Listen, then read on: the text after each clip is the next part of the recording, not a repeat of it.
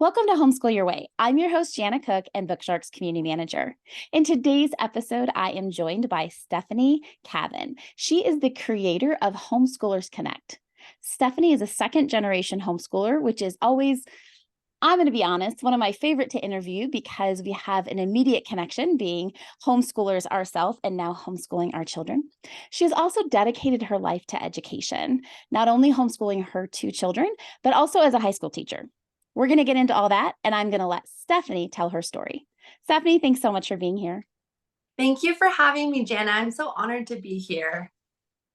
Well, as a second generation homeschooler, I feel like we should have like our own like fist bump or, like code that we can, something, how the Jeep wave, we should have like a second generation homeschooler wave. Like we did it. We're successful. And now we are doing it again with our children. So real quick, give us just a little background on how you were homeschooled as a child and how that kind of brought you into this new space of Homeschoolers Connect. Thank you. Yeah, my mom was definitely a pioneer, just as your mom obviously was too, because in the 80s and 90s, it just wasn't very common to be homeschooling. So I feel very unique and proud that I was homeschooled because it allowed me to have a very hands-on education, which is what I'm trying to give to my kids. So my parents were all about, we traveled the United States and we did, a type of world schooling, I think you would call it now. I don't think they had a title for it then, but I think now you would call it world schooling. And my mom was just very much about hands-on, go see, experience school, not about worksheets. She just wanted us to experience the world. And so that's really what I'm trying to give my kids as much as possible. Obviously, I work full-time, so in a way that is manageable for us. But I love homeschooling my own two kids. We've been homeschooling for 7 years, and it is an exciting journey. I think the resources that we have available to us now, as opposed to back when we were homeschooled, is really exciting, and it makes homeschooling just so much fun and so accessible, I think, to everyone. It's amazing how even back then in the 1900s, which is just crazy to say, when we were homeschooling, everyone did have a very different experience. I think Mhm. there's this common misconception that even if you were pioneer homeschoolers, it kind of looked the same. And it really didn't, because here you were out and about and traveling the United States and not doing worksheets. And the homeschool that I used was very much workbook based, and it was get it done and then, then go on and do the rest of your day.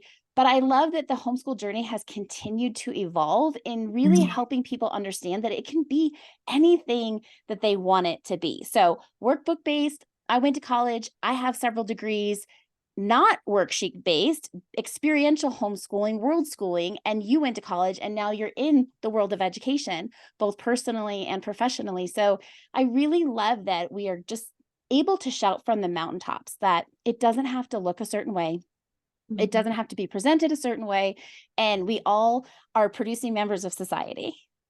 Yes, exactly. I think the whole socialization argument, I understand where people are coming from, but I do think that, like we were talking about, there are so many outlets for kids to be social. I mean, we have sports, and that's another thing. Homeschoolers are so involved in sports. I think that's a misconception that homeschoolers can't be involved in sports. No, we are involved in all the sports. Sometimes it's too many social outlets because we do such a we're able to complete our work in a shorter amount of time. And so the amount of, I mean, all of my kids are in instruments, they're in sports, they're in church groups. So it definitely allows for, I think, a more well-rounded education, which is what we celebrate every day.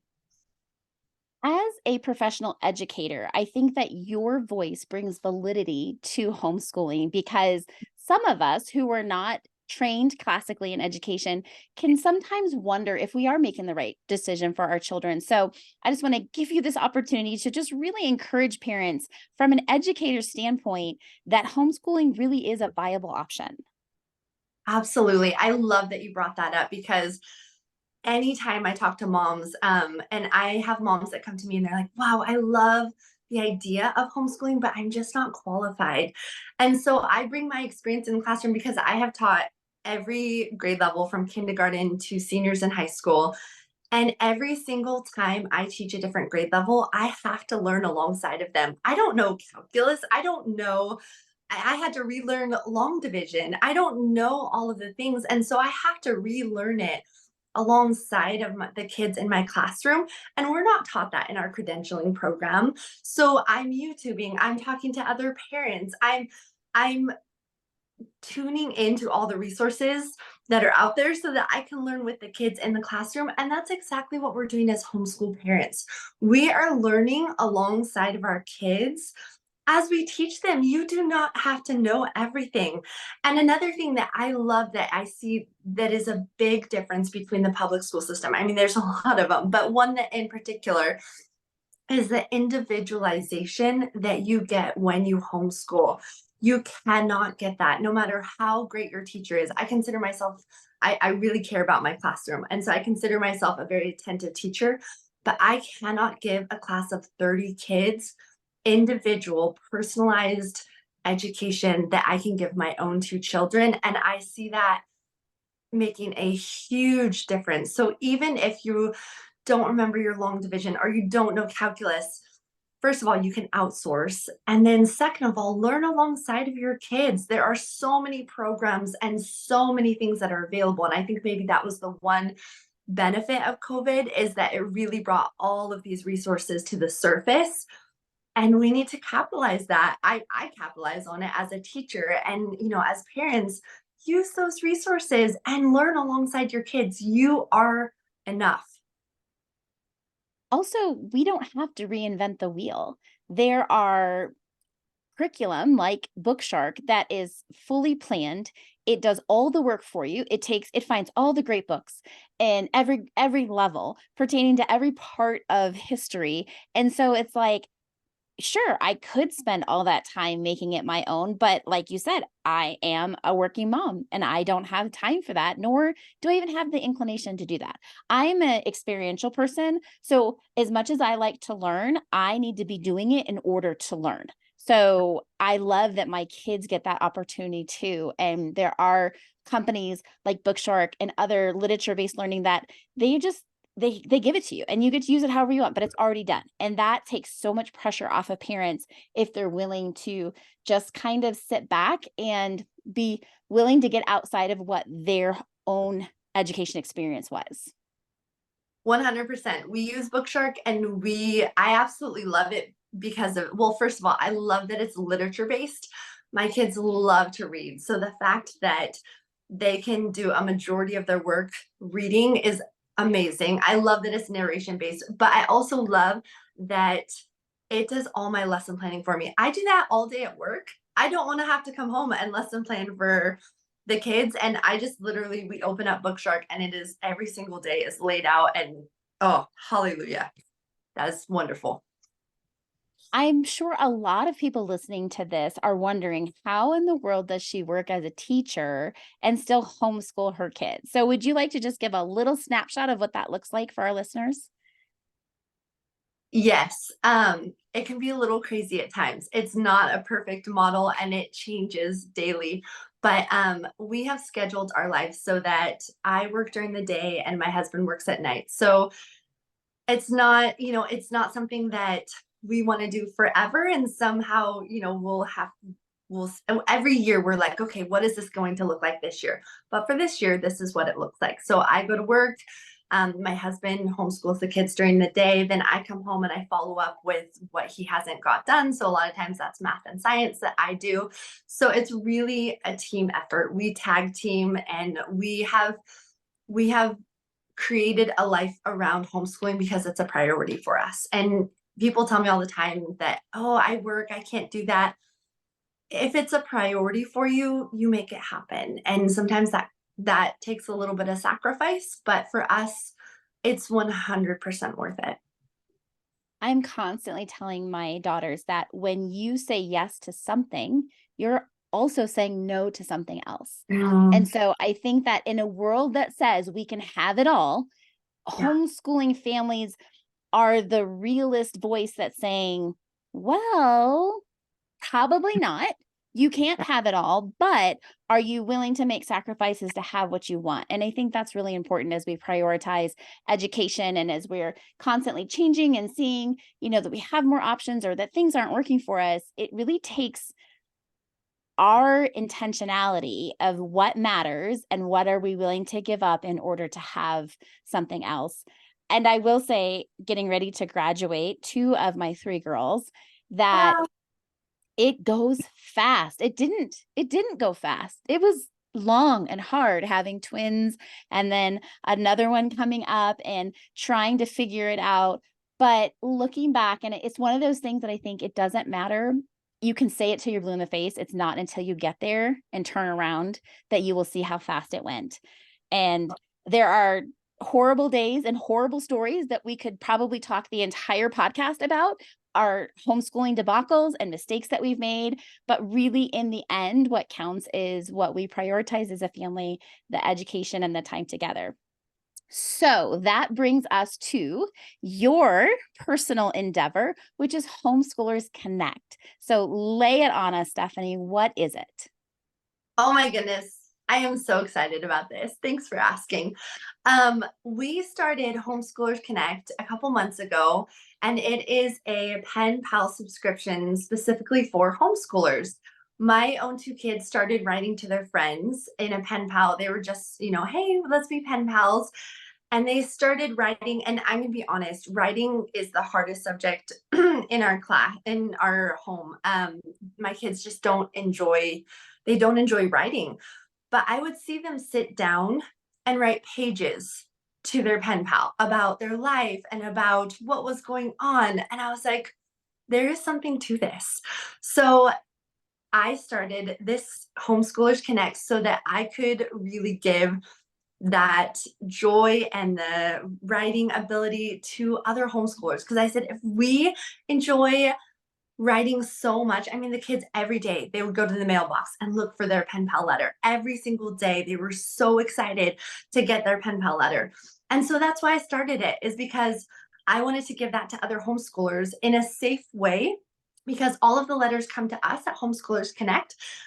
We, as as a parent, I would not want my child just paired with anyone that said they were a homeschooler. So this makes it a very safe way for homeschoolers to connect with other homeschoolers so that their privacy is never compromised. And we also send out a really fun package. So we put their letter in a fun package, and I'm a homeschool mom, so there's always a little like learning activity in the package, but there's stickers and stationery and pens and pencils, and we always have surprise items in it. And then we send it out to the homeschoolers. And it has been so special getting the feedback from all of the parents of how much the kids are loving this and loving connecting and building friendships with other homeschoolers through this pen pal subscription. So it's been really special. The idea of delayed gratification is really what's exciting me about this program, because in a world where if you don't respond to a text message within sometimes I feel like 30 seconds, and my kids are like sending me question marks, which I find incredibly rude. I don't like a question mark after a text, just for all of the listeners. I just grates on me. But it I mean, I've noticed that I just recently had to get a new iPhone because I broke mine. And like you can even show people when you've read the message. And I thought, that's horrible. I don't want people knowing that I read the message, but either got busy or needed time to pause before I could respond to something. I feel like this is a skill that we are lacking in our society. People respond or people react immediately instead of responding because we don't have very many opportunities for delayed gratification. And our children, even more so, because they're growing up without a handheld device, without this immediate response. So bringing back the idea that you have to actually go to the mailbox and wait, that builds anticipation that I don't think our kids this generation really understands. Yeah, I love that, because this really, I think as a society, we are craving simplicity because we have so much going on. And like you said, we have so much pulling at us that this is a moment to sit down and write a letter. Who knows how to write? Kids don't know how to write letters anymore. They don't have necessarily that skill because they don't have an outlet for it. They don't have a space for it. So we're creating that space of, hey, sit down. You don't have screens. You're not watching anything. You're not doing on an iPad, which, those all have its place. But this is the moment where you sit down and you tell someone about your day with a pen. So it really is that bringing the simplicity of getting to know someone with a letter. And also, it's helping with their penmanship, their communication skills. We don't practice those things today very often because we're texting and, you are, and we're, who even knows how to spell anymore because there's autocorrect. And so it's all of those things. I mean, my kids are often asking me, how do I spell because? And so we're practicing spelling when we're doing this. And it just hits so many different educational things, as well as the simplicity of writing the letter and building a friendship through letters. Now, Stephanie, when you were a kid, did you have a pen pal? I did. So this is so nostalgic. And we would do, the Franklin, what were those stickers that, do you know what I'm talking about? The Frank. Anyway, we would send stickers to each other, and I would look forward to her letters every day. And it was I think we did it for years. And it was really special. So this is very nostalgic for me as well. As a kid, when after the week of camp in the summer, we would exchange addresses so that we could keep talking with our friends because we didn't have cell phones back then. My daughter just went to sleepaway camp for the first time, my youngest, and she was like, "Oh, we traded numbers." I'm like, "Well, what is that? That's not the same. It's not the same as the address and the writing." And I will say that my grandma was an elementary teacher. And so I would write to my grandma and my grandma would write me back. And after she passed away, I found those letters that she had saved that I sent her. And I have her letters that she sent me. And so now I have this beautiful story that a young girl talking to her grandma back and forth that, let's be honest, if our phones crash, we lose our text messages, right? We lose things. We think like the iCloud is storing it all, or the Google storage, but God forbid anything happens and that stuff is gone, and same thing, I guess, it could happen to pen and paper, but it's a little bit more authentic to me to hear about, kids getting a chance to reconnect in some may say antiquated ways, but honestly, like you said, we are wanting connection, authentic connection. And again, this generation really doesn't even know what that is. And as parents, we are so bombarded with schedules. We still have to feed these kids, I'm struggling with that part. Like, you guys need to eat again. Like, I'm ready to buy that pack at Costco that's like the meals and the packets that the astronauts ate, and be like, just dole these out. Like, let's just try it for a week because I need a break. But the social emotional things that our children need from us, it's like it's nice that there is an opportunity for kids to be able to learn this and have it. And as parents, we can just release it to someone else like Homeschoolers Connect. We don't have to worry about it. I got you. I'm here for you. Yes, because and my kids have loved doing this. We do it together as a family and they get so excited, like, oh, Bear got his letter, it's here. Like, we just get so excited about, and we feel so connected to each child that subscribes. So it's been really special. Well, I'm excited that you have decided to create this opportunity for homeschoolers to not only work on these educational aspects that need to be worked on, and penmanship and spelling and even just grammar. It's interesting when you write it out and then read it back, you're like, oh, that's not right. That doesn't sound right. Yeah. Honestly, and I teach high school. And so I have my students at the beginning of the year, they have to write their information with their name, their phone number, and their address. I have 30 students and not one of them has known their address. So even bringing back those things of, like, we don't memorize phone numbers anymore because they're all saved and they're all on speed dial. We don't memorize addresses anymore. And so just those things as well, I think, are really important for kids to still know. It's still good to know your address. It's still good to know a phone number. So even those little things of just where do I put the address on the envelope? I mean, there's a lot of social study pieces as well. And then, of course, just the specialness of how they're building that friendship with someone else and telling them about their day. Um, and like you said too, even the grammar, like, okay, dear so and so, comma, so those little things that are implemented, it's just touching on so many points. And so it's really fun. I think how often I've asked my older two, well, actually now all three of my kids are kind of in a hybrid situation. So we outsource classes. My older two are just taking college classes, getting ready to be done with high school. And it's interesting. How was your day? I think about even when my husband comes home, like it's just like an automatic, how was your day? And the common responses that we all throw out, right? Like it was fine, it wasn't that great, or it was bad, but that kind of ends there, right? But when you have to actually write it out, when you have to put detail, when you are telling your story, I think in pen and paper, I think it's a beautiful opportunity to really kind of self-reflect. How was my day? I have really been against journaling my entire life. I kind of feel like it's a waste of time. Now, you can send me your hateful emails. I'll take them and take and read them because I know there is so many benefits to journaling.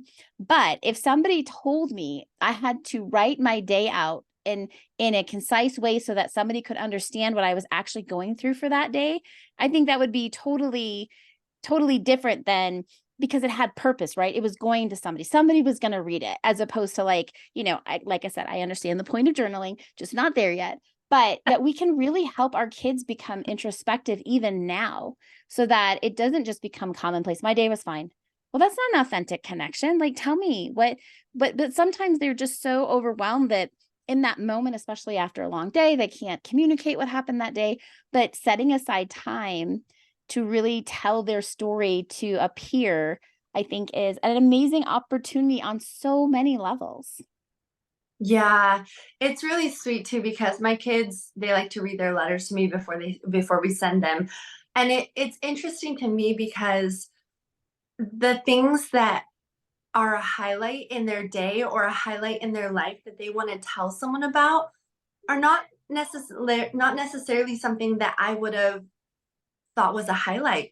Like they'll talk about, oh my gosh, I went out and I caught this lizard and it was so tiny. And things that are really a highlight that are important to tell other kids are not necessarily something that I would have thought. I would have thought that they would have want to talk about like how we went to Disneyland or something big like that. But it's really the small moments that they want to tell them about.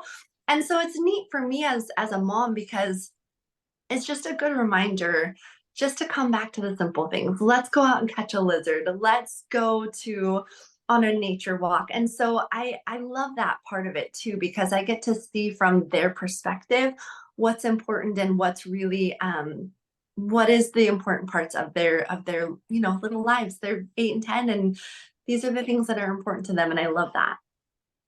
And how many times do our kids skip over those little things because they're almost programmed to go, oh, mom doesn't care about that.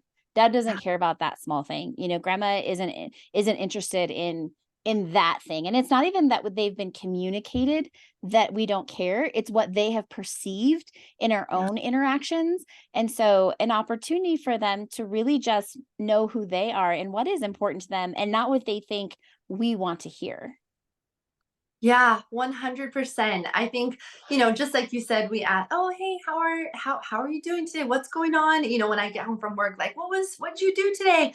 But yeah, this is a time to just really sit down and just, I tell my kids, I'm like, okay, let's calm our bodies, but I have to do that. So sit down, calm our bodies, and just talk about the things that are really important to them. So yeah, again, I love how it's giving them that penmanship, it's giving them communication skills, grammar, social studies, because we go to the post office and we talk about, okay, these are the postal workers, this is what they do. So it's just kind of ties in a lot of different things. And as homeschool moms, we're always trying to like pull in and tie all the things outside of just a worksheet. Like, okay, we're going to go to the post office and let's talk about stamps and let's talk about postal. So it just really ties in a lot of different things as well as building really sweet relationships. I mean, the kids are just building really sweet friendships. When you said post office, the first thing that I thought of was, it would be amazing unit study to think about how it all began. And then I am a movie show gal. So I'm like, oh, remember that old show, Young Writers, when they were the postal workers? And then it was like a drama of, back when we were kids, but it really was about the Pony Express and how they ran the post office. And so, yeah, so many things, so many things. Like you said, getting back to some of the basics, simplistic things that I think even as adults, we're really craving right now with all of the chaos, with everything going on. It just is nice to take a breath and go, oh, remember when we just used to sit down, and if you asked a question to a friend, it might take 2 weeks in order to get an answer. Yeah, 100%. Yeah, just bringing it back to the simplicity of a letter and not an instant text, like you said. So, Stephanie, before we go, I like to always ask our guests about a homeschool or life hack that you can share with our listeners.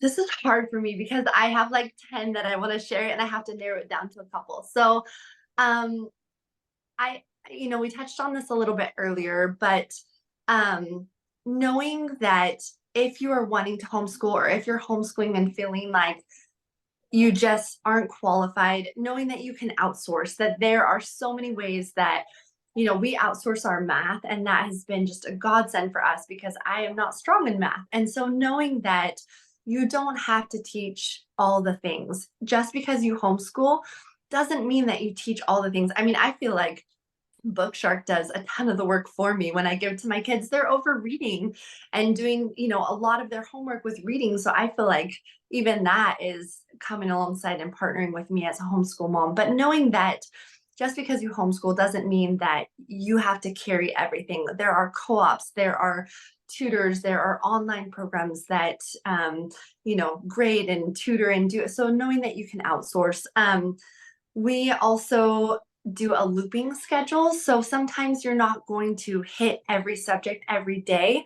So always putting those ones that are most important in front so that those are the ones that you hit, and having that looping schedule. I think that's a really nice hack that you can do. I had like 10, so I'm trying to yeah, but I think my biggest hack is just knowing that you can outsource, that you don't have to do all the things. Connect with moms, connect with co-ops, connect with programs that will help you so that you're not doing all the things all the time.